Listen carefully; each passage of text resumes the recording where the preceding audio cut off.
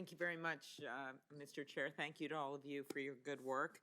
We have heard a lot from some of our colleagues on the other side of the aisle, and not all of them. And I think there was a mix of questioning that somehow she would have, the judge would have an agenda of a personal agenda of her own that she would bring to the court. And after hours of listening to her answer questions, I think it is pretty clear to me and to anyone that watched the hearing that just isn't true. You did a careful review of her background and her record, and I assume you were able to watch some of the hearing. I don't think you were like sequestered during the hearing.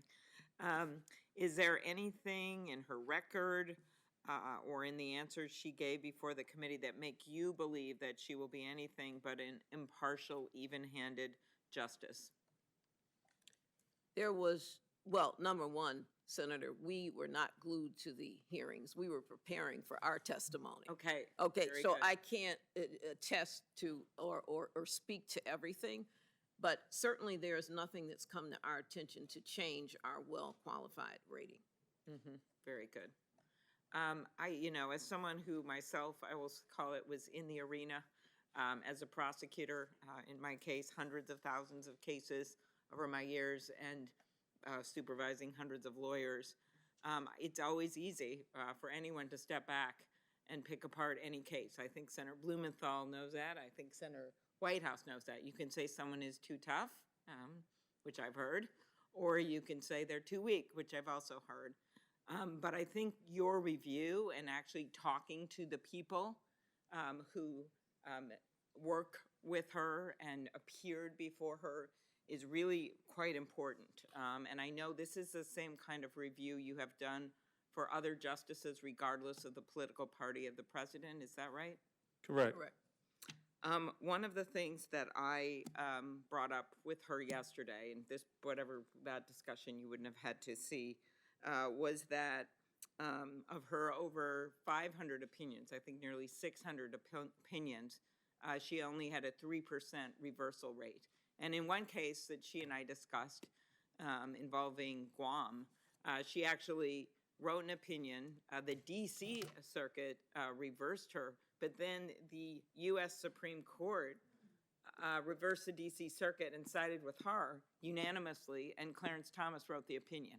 I just think it's an interesting twist on if people have an agenda, and also about a judge that is calling things as they are. And just in general, when it comes to reversal rates, is that something you look at?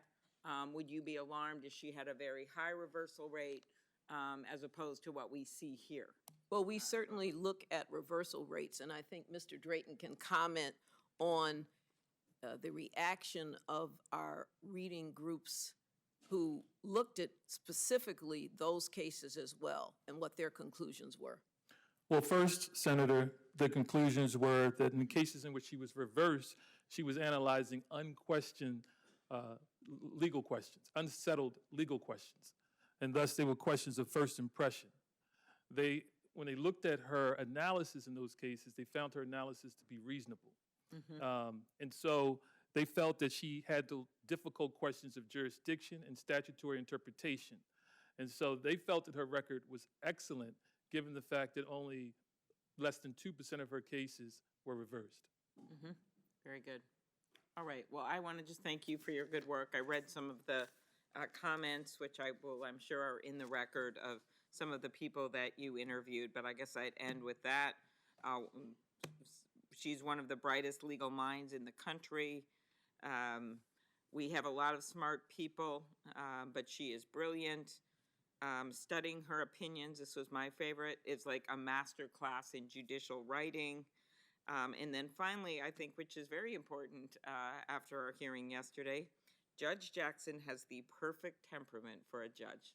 And with that, I will close. Thank you.